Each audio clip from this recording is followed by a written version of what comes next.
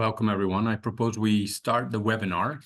First of all, Happy New Year, and welcome to the first webinar of the new year, 2024. Very happy to see you all online. Very happy also to be able to introduce the first speaker in the webinar series in this new year. Before I get to that, I want to acknowledge that I participate today on the traditional territory of the Neutral, Anishinaabe, and Haudenosaunee peoples. Our main campus is situated on the Haldeman Tract, the land granted to the Six Nations that includes 6 miles on each side of the Grand River. And you can see that here on the map. Our active work toward reconciliation takes place across our campuses through research, learning, teaching, and community building, and is centralized within our Indigenous Initiatives Office. Just a few housekeeping notifications. So if you have any questions for the speaker today, please use the Q&A box, not the chat, but the Q&A box, and then we'll get to your questions at the end of the presentation. If there's anything of a technical nature, please use the chat box, and then the producer of today, my colleague Julie Grant, will try to help you with that. And so now, without further ado, I'm very happy to introduce the speaker of today, Aaron Atcheson. He practices in the area of real estate, business transactions, energy and infrastructure projects for Thomson LLP. Aaron holds the position of leader, real property and development, and also leads the projects group. He has been repeatedly recognized as a leading lawyer and expert in energy, environmental law, and property development, and was named one of the best lawyers in Canada for energy law between 2018 and 2024, environmental law between 2017 and 2024. He concentrates his practice on the development, acquisition, disposition, and financing of infrastructure facilities, with a particular focus on the energy sector across Canada and with the assistance of local counsel in the United States and internationally. He has many clients working on projects directly related to water, including water power, drinking water and wastewater treatment, water testing, waste heat recovery from wastewater, water transportation, and groundwater remediation.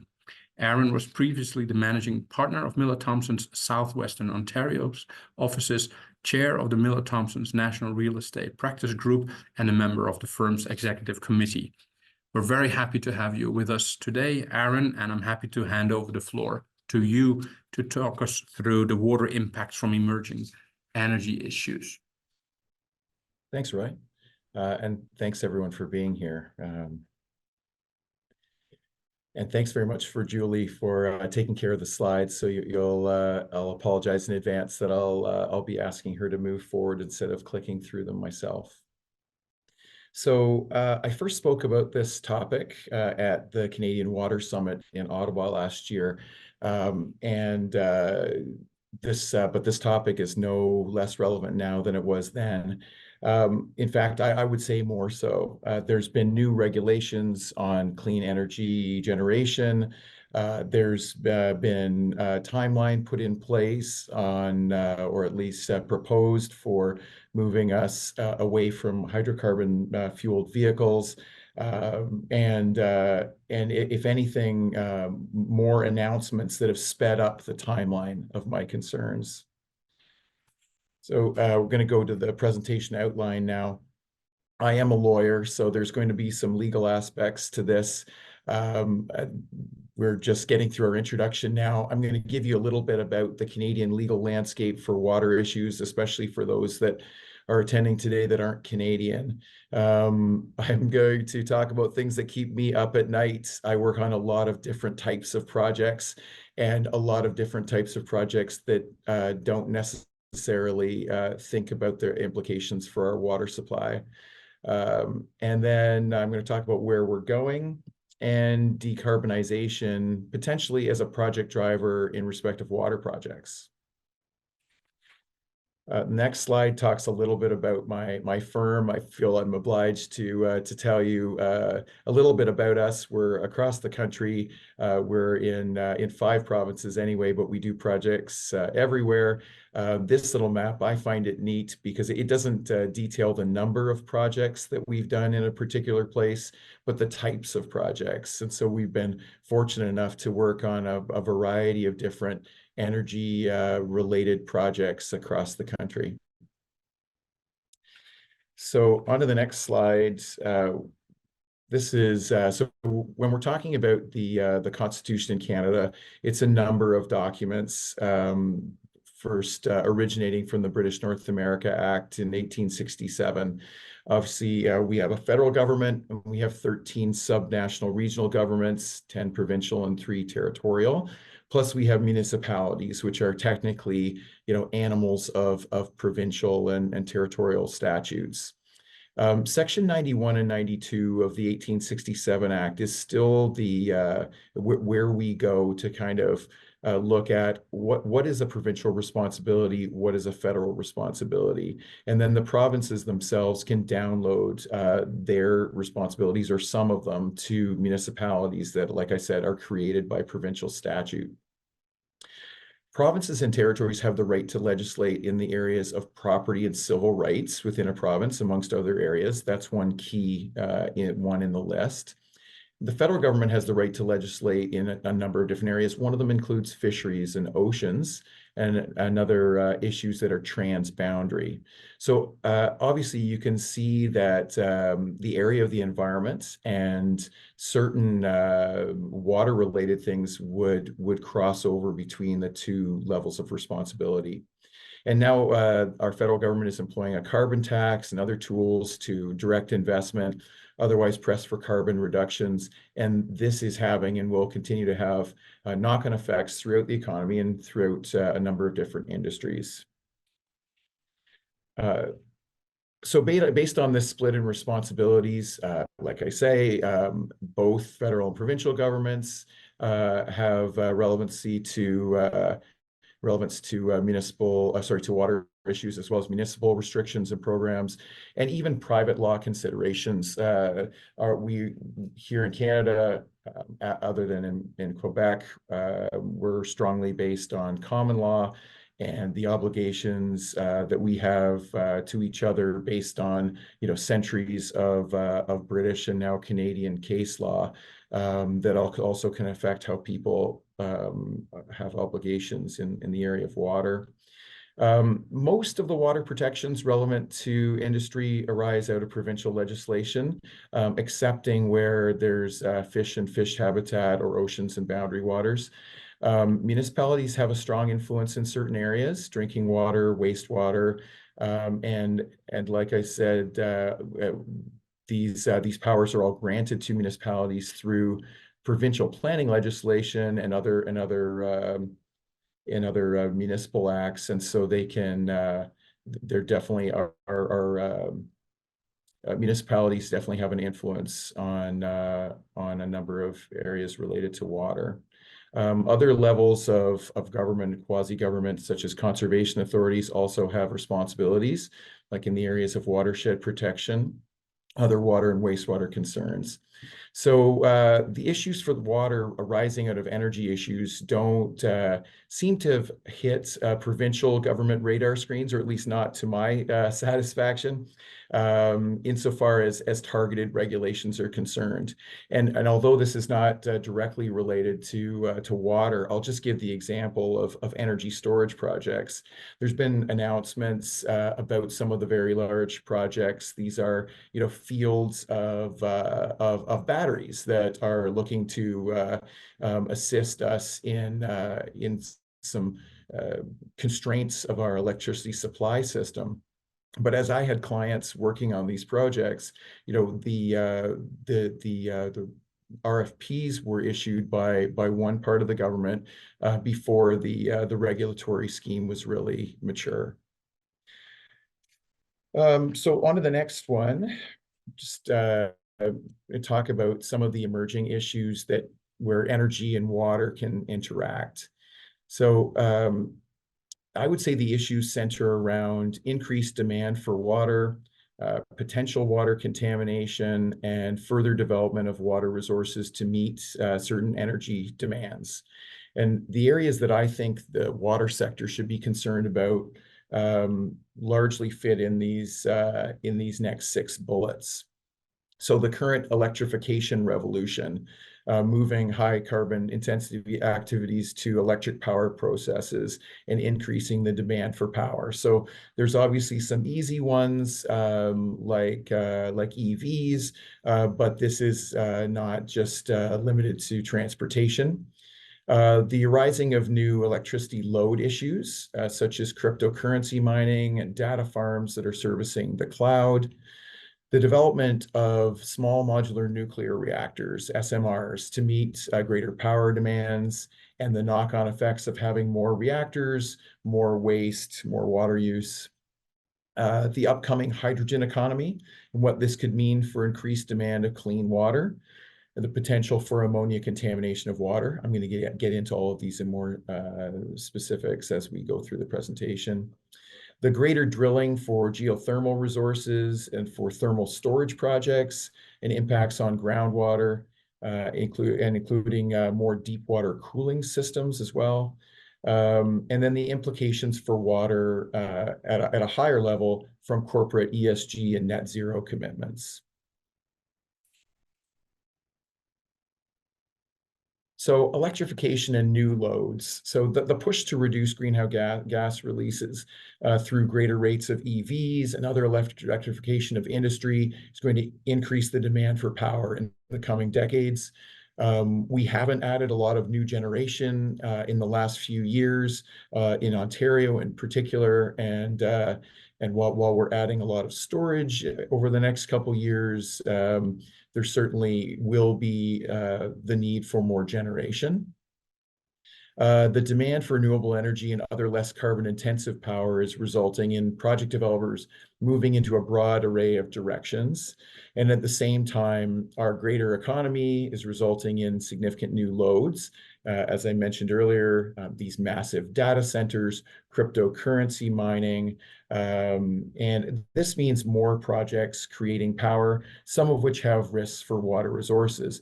I would use the thing that's been interesting is some of the old dams that were previously associated with pulp and paper operations are now being considered as the, or sites adjacent to them are being considered for things like cryptocurrency operations. The rebirth of nuclear. So while it's been decades since new nuclear projects have come online in Canada, there's a lot of excitement about SMRs, small modular reactors. These projects can be done in urban centers and in remote locations, but there are certainly associated risks related to safety and potential contaminating effects of radiation. With new nuclear, obviously becomes additional waste, which we will have legacy concerns about and could contaminate water in the future. Full disclosure, I work for the Nuclear Waste Management Organization on this project, but they do have 2 sites where they're developing deep geological repositories, or at least they are going through they will be going through the approval process on two sites. They're well advanced on the planning, but not a lot of physical work has been completed. There's a lot of information online about the deep geological repository if you're interested. But really, from a water perspective, the entire storage process and the way in which the waste will be encapsulated and stored is all really about keeping water away from the nuclear waste.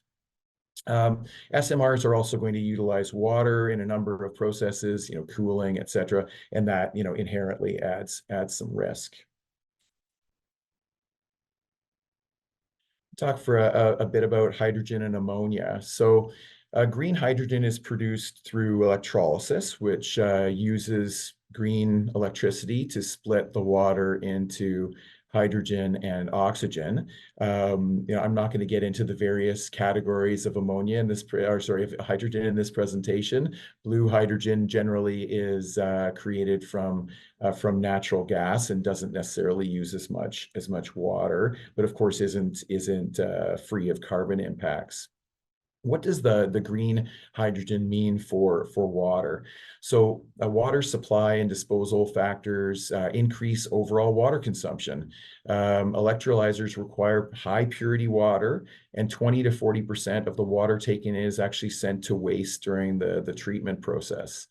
There are different regulations across Canada, mostly at the provincial and territorial level, requiring approvals or authorizations. And so there would be a process of applying for these permits and an opportunity for the risks to be considered. In Ontario, a permit is required if you're taking more than 50,000 liters per day. In Manitoba, it's 25,000. Alberta has a different method of determining what they regulate. And there's potentially other approvals required from other ministries, local distribution companies, municipalities, and electric system operators for utilizing power to create hydrogen and utilizing water in that process. Next slide. Hydrogen, once it's created, can be transported by land, ship, or pipeline. But hydrogen is very difficult and expensive to store and to ship. My understanding is there's actually only 12 ships globally that can transport hydrogen across something like the Atlantic Ocean. It's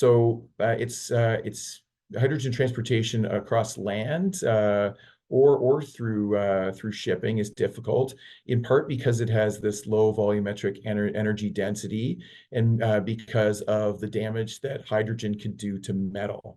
Ammonia then is the preferred hydrogen transportation medium, but ammonia is a contaminant and poses real concerns both from a human health and a contamination perspective. It can have direct toxic effects on aquatic life, insufficient concentrations, and of course, there's concerns on the safety level when it's in its gas form as well. Talk for a moment about geothermal and aquifer storage. So geothermal systems, also known as heat pumps, are becoming more and more popular, both in rural and urban environments. They can be done on a horizontal or a vertical basis. It's becoming more popular as part of district energy systems as well. Urban systems often involve deep drilling with more constrained land, and potentially through layers of perched and connected groundwaters. So one of the concerns there is that you may have contamination at one level, one strata of your perched water, and you could be through drilling, you could be moving this between levels of water. Aquifer storage, on the other hand, involves the storage of thermal energy in a self-contained perched groundwater resource. I've had clients considering these projects as well. Both of these advances become, as they become more popular for large and small projects, those risks of drilling through and accessing groundwater means that contamination events will just simply become more common. As much as we can require folks to employ certain safety techniques, it is just a matter of time. And to my knowledge, there's very little targeted regulation in any of our jurisdictions across Canada focusing on geothermal systems and some of these risks. Effectively, the regime is similar to when you're drilling wells for testing or to access water resources, even though the use is quite different. Aquifer storage is even earlier in its development. I don't yet have a client that's actually gone ahead with one of those projects. Let's speak for a minute about deep water cooling. And start by acknowledging that Enwave is another client of mine. But they have a world-leading system in Toronto. I'm not sure if folks can see the graphic on the right hand of the screen, but it uses cool water deep in Lake Ontario to chill over 100 buildings in downtown Toronto, including now City Hall, Scotiabank Arena, and even a downtown brewery. The system was the 2022 System of the Year at the International District Energy Association conference has gotten a lot of notice around the world. And district energy system operators are considering similar systems, not necessarily with lakes, in some case rivers, to utilize effectively the delta in temperature between their neighboring water resource and the heat of the water coming out of their cooling system. There's significant permitting was required for this system in Toronto, but there are concerns with these systems related to fish habitat. So if you're bringing warmer water back out to an area, how is that affecting the ecosystem? On the brighter side, we do have some projects that are going in on the wastewater energy transfer side. So this is a neat little renewable energy advance where folks have realized the massive amount of heat energy that's being put into our sewers. And with a high concentration with certain industries such as hotels and hospitals, effectively where they're doing a lot of laundry. And so again, I do have a client in this area, Noventa. There are others in this space as well. And Noventa does have an operating system, or at least something that's been announced at the Toronto Western Hospital, equivalent to a 19 megawatt generation project. And so because this is wastewater going into a wastewater system, and we're effectively adding a piece of recapture technology on the way to the sanitary sewer.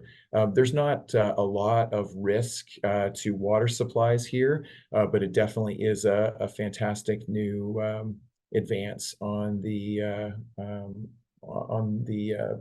carbon reduction side for energy creation.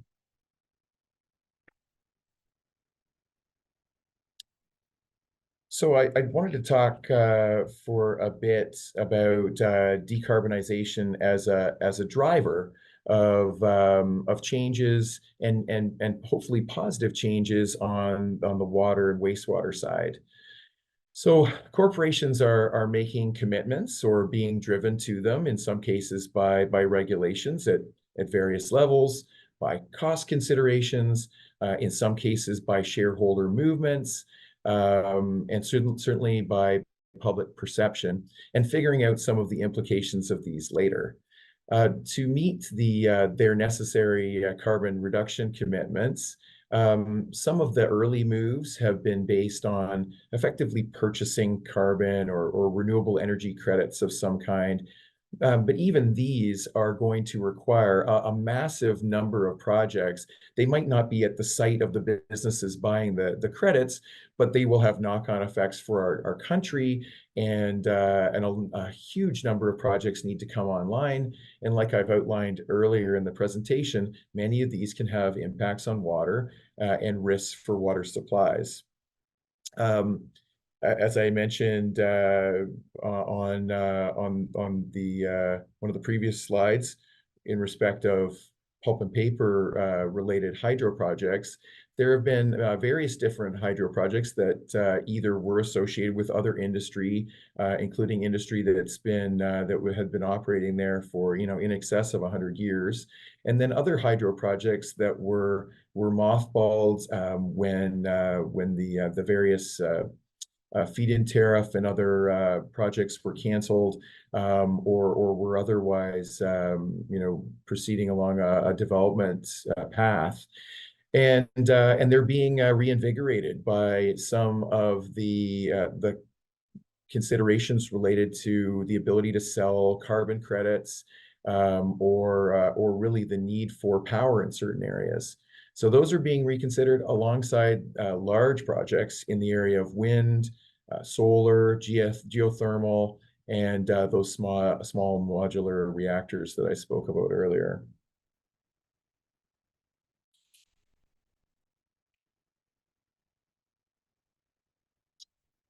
Other concerns, such as the security of our power supply, and integrity of transmission and distribution systems are also, taking center stage with little regard to the implications for water demand and water supplies.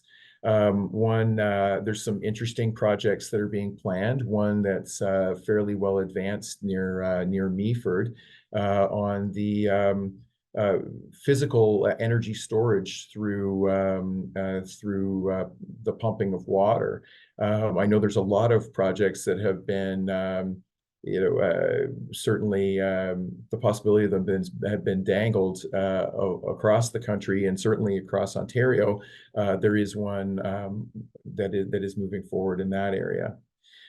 Even with a potential change in the federal government, and the polling is telling us that may be likely, it still appears unlikely that we're going to fully change a course. I can foresee the possibility of there being additional compliant options, more flexible time periods, or pushing things out. Accommodations to certain industries may change, but I would say that the general course is certainly set in the direction of carbon intensity reductions. And if you assume that is correct, then you can go back through some of my other working assumptions in this presentation and see that effectively you've got we will have more of these projects. They will have more interactions with water. They will have more water demand, and so there will be more impacts on our sector. I would say that the water sector should be looking to manage these risks associated with these innovations in advance, as opposed to reacting when we have something go sideways. But at the same time, we should also be looking at how we can harness some of the energy, and the pun is intended, involved with the creation of these projects, in order to get some of our needed water and wastewater projects to the finish line. And by that I mean, I certainly I'm aware of wastewater projects that are planned, that are using the waste stream coming out of them to create power. I've also been involved in a project where solar panels were being integrated into the design of a wastewater treatment plant in order to reduce overall net costs, but also utilize the capital spend and include this as part of the project. And I guess finally, I would suggest that we should be demanding that our governments are addressing these risks involved in energy advances, including the risks to water. I regularly get asked for regulatory opinions on effectively, what will need to be done in order for a particular project to receive the necessary permits and to achieve commercial operation. And right now, in many of these spaces that I've spoken of today, it's either a patchwork of things that either partially or not fit the circumstance, or we have a situation where there's almost a complete vacuum. So I would say that's a fair demand on our governments at this stage, especially as they issue RFPs asking for more of these projects to be completed. They really should be responsible for ensuring that we do not have a situation where water is impacted negatively through that advance. And now that I have run through this at incredible speed and spoken far too quickly, I realize that we are only at 12:30, and I am through my slides. Thank you very much, Aaron. There is time for questions. The audience can post their questions in the Q&A box. I can ask you one of the first questions, and then maybe people can follow up or take the time to enter their questions. So this was a very interesting overview. Aaron, thank you so much for providing it. I was wondering a little bit while you were talking about all these different energy initiatives. how much more complicated it would actually make the Canadian regulatory landscape related to water. How confident are you that first of all, what kind of regulations do you believe we would need to focus on that link between energy and water, and how likely is it that do you believe is it that we have the capacity also to focus on these new emerging links between energy and water? It's a good question. I mean, I think we have I think in large case, we have the larger pieces of legislation already in place. Like in Ontario, we have the Environmental Protection Act and the Ontario Water Resources Act. And without, consulting my acts off the shelf here, I think I think the governments have the ability to put regulations in place under those acts right now, if they utilized the powers in the existing legislation. But this would require some this would require resources being put into thinking through effectively what the power projects require in terms of water, what the risks to water are, and then a targeted regulation potentially. We have hundreds of regulations under these acts that are specific to some very peculiar, in some cases, scenarios, and things that are having far less impact on potentially our health and nature than some of these projects could have if they go forward without proper safeguards. And so I don't think it's inappropriate for additional regulations to be written, and in some cases permits to be required for particular types of energy projects in respect of water. I practiced for a year in Ireland for a large firm there, about the same size as my firm, and we were doing all sorts of different types of projects. The number of approvals and permits that we had there on a power project in Ireland, I would say were double or triple what we have here in Canada. And so my clients will complain about the regulatory burden, and they're not wrong to be concerned, especially about some of the timelines that we deal with here in Canada. But in terms of targeted particular permits, I don't know if all European jurisdictions are similar, but getting a wind project, for example, done in Ireland involved a lot more targeted permits, and including things related to water, compared to what we are doing here. I think you're on mute, right? Yeah, so you're referring to environmental regulation, but then in the case of hydrogen, for example, there are significant public health risks associated with it as well. Not just with the generation, but also with the transportation. Would we need additional legislation or regulatory frameworks for that? On the health side? Yeah.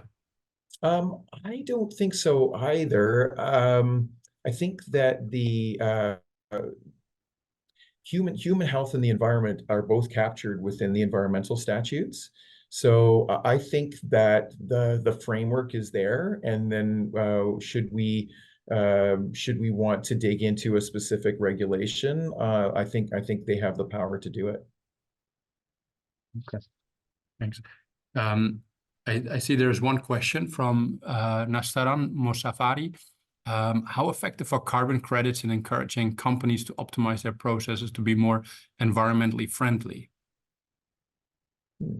That's a good question. I have a lot of industrial clients that I have a certain number of industrial clients at this point. I've been kept busy very much on the energy and infrastructure side the last decade, but I still do have some more traditional industrial clients, and they certainly are, the price of carbon credits in the market certainly has caused them to go back to their own processes and look at, where are their low-hanging fruits and what can they change.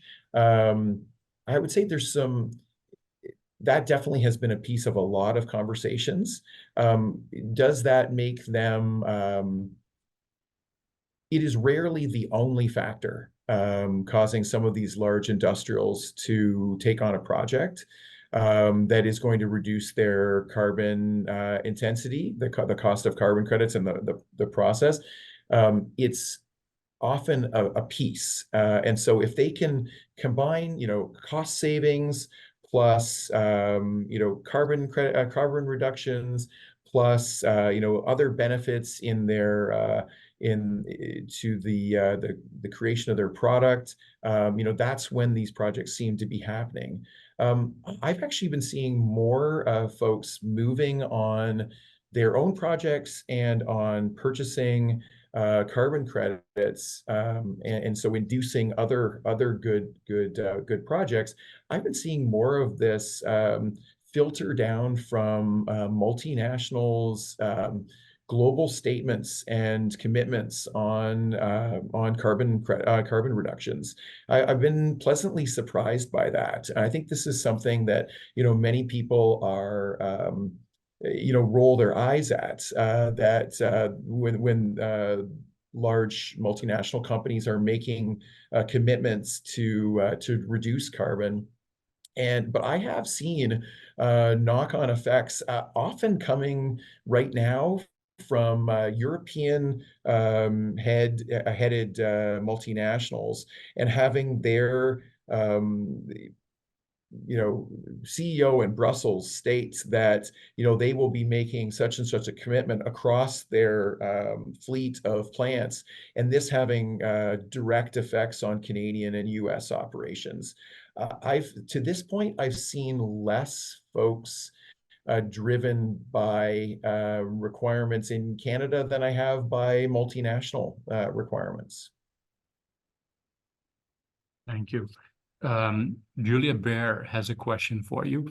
Her question is, what are your recommendations for first steps that water organizations can take to increase their involvement or relationships with energy-related organizations? That's a great question. Nice to see you on here, Julia. I think strangely, there seems to be a bit of a divide. When I go to conferences, I rarely see water folks at energy conferences, and by rarely, I mean like almost never. I've been working in the renewable space for 23 years now, effectively one way or another, and quite intensively over the last decade. I speak at a number of renewable energy conferences, and I attend them. I started attending water conferences more in the last 5 or 6 years, I guess. And the crowds are completely different. I would say that one of the first steps is just, I think there's most of these conferences have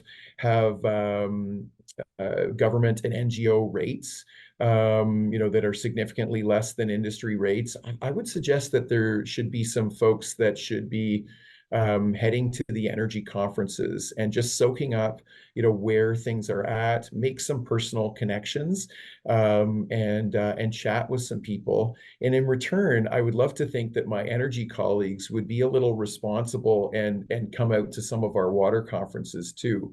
I think, unfortunately, it probably would require some governmental statements about planning additional regulations to safeguard our water related to energy projects before some of those energy folks actually show up at the water conferences.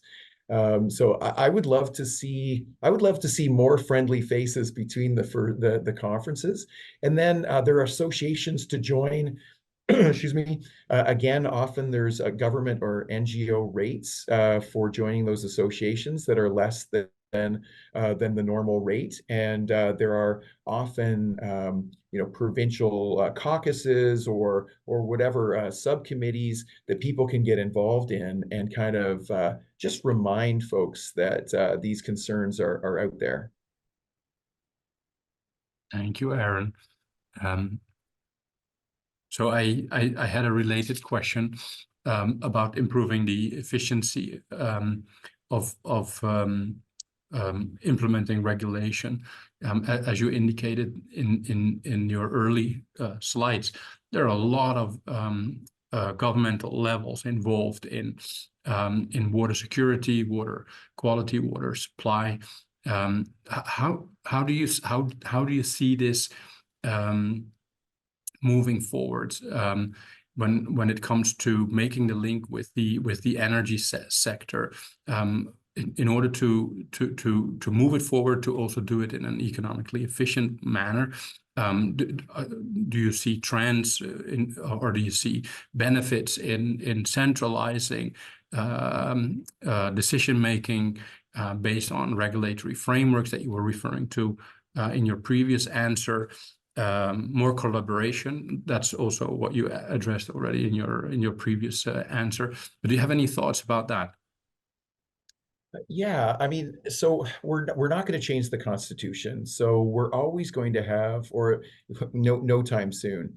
And so this while I believe that the provinces and territories need to lead in this space, there's always going to be this federal component, water habited by fish, fish habitat, that piece, and anything that's going into transboundary waters and effectively into the Great Lakes and oceans.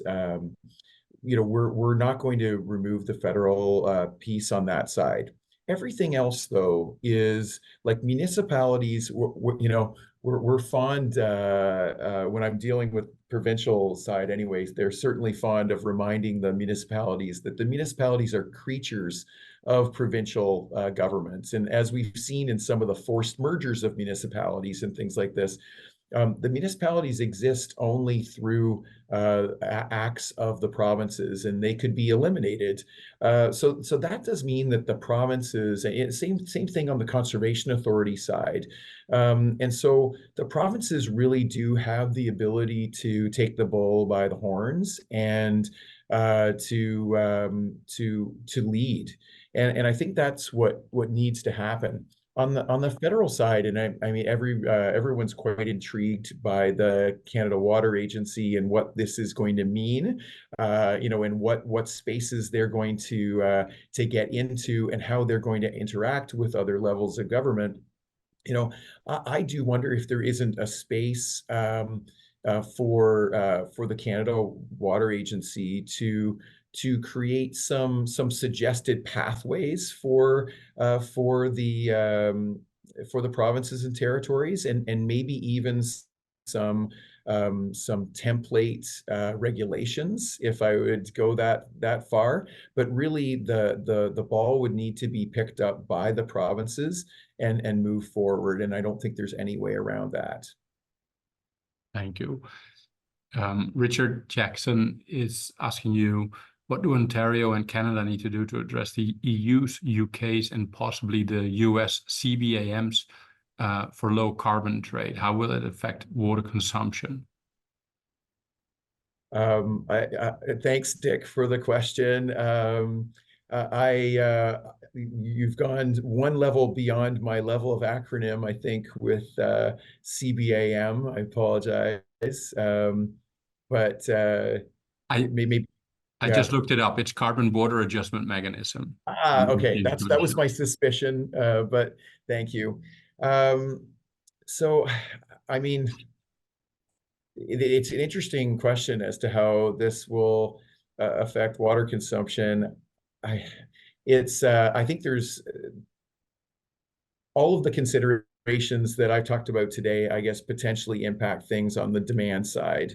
But we effectively do have, like, if we're adjusting to avoid effectively inadvertently shutting down industries in order to get carbon reductions, I mean, I haven't thought this through. You stumped me. It's an interesting question. I think our industry in Ontario uses a lot of water, and in their processes. And certainly, if we weren't successful in kind of mediating how our carbon targets affect industry and might inadvertently shut down industries here in Ontario, in our industrial heartland, that obviously could have large impacts on the use of water in particular areas. How how this moves forward and how the adjustment mechanisms are put in place, I'm not sure how that works to affect water consumption. It's a difficult question. Yeah. So Yeah, Richard says decarbonization by deindustrialization. That I would say that's certainly what we do not want. And I know Dick is very active on the side of considering carbon capture and storage uh, projects, and we've interacted on that. And that and other methods of decarbonizing, I would say, are far more attractive than losing our industry here in Ontario. Thanks, Aaron. I don't see any other question. Maybe one last question from my side. So I was intrigued by some of the very innovative examples. I believe you gave, for example, the deep water cooling in Toronto. How do we make those case studies more visible? Would that help by promoting some of the work that goes on in some of these pioneering municipalities or cities? That might be a way of getting it higher on the political agenda, possibly as well. Yeah, I agree. Well, so one of the interesting things that's happened in the district energy space internationally is that right now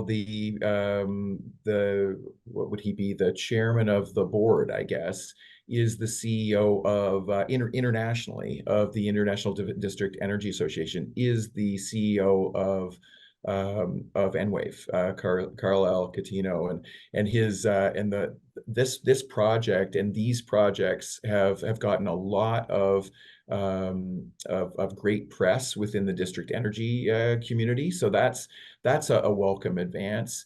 There are projects right now. For example, there's a fantastic project happening in downtown Winnipeg, where it's a geothermal based district energy system. This is early days, but I think it's incumbent on all of us that are involved in various spaces. I'm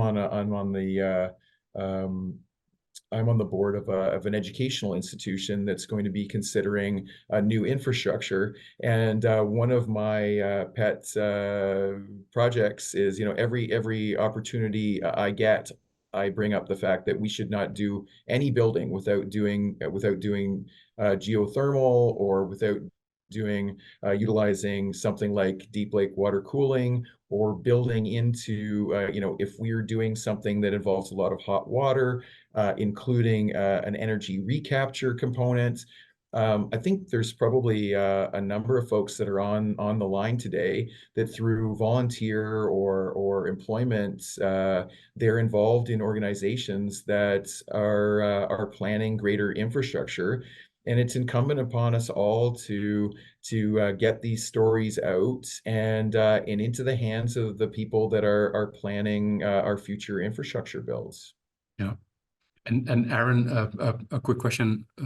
So, for example, with some of these projects, I imagine the water sector specialists or experts or responsibles, they must be on board with these projects as well, like the deep water cooling or the wastewater for heating up the houses. that must be in collaboration with the water sector as already. It's just maybe not scaled up yet, or not so visible yet, because there are just Right. incidental initiatives. Yeah, I think we're just at that point where people are really considering these types of projects more often. That they're beyond a pilot stage. We have commercial operations that are utilizing these things, and so those are great examples for different actors across our country and internationally as well. Yeah, maybe one thing to take into consideration is the incentive for the water sector to get on board. It's a service that is being provided by the water, and I don't know if they're actually paying for that particular service, or costs are avoided, for example, Right. in one way or the other. So incentivizing the water sector to participate in this by making these benefits of participation more explicit might be a way. It's an interesting comment, and I mean, we always do have this. Canada is an interesting place to be talking about the value of water, because we think of water being maybe not free but very low cost, and so it's hard to use financial mechanisms for industry to drastically reduce water demand. Yeah, I'm going to be attending more of your sessions on the value of water. I'm definitely interested in this space too. Thank you very much, Aaron. I think we have no more questions from the audience. I propose we close the session. Thanks very much, Aaron, for sharing your insights with us. It was very interesting and very new and very innovative in the webinar series. Thank you so much for joining us. Hoping to see you again in the next webinars as well. So those of you participating also online, the next webinar will be on Wednesday, the 14th of February, and we'll have Steve Brown, who is also with us here today from Stantec, talk about stream restoration. So I look forward to see you all again in a month's time, Wednesday, the 14th of February. Thank you all for participating, and Aaron, thanks once again for your time and for all the effort in making this webinar happen. And Julie, thank you for the production of the session. Yes, Thank you all. both. Thanks. Take care.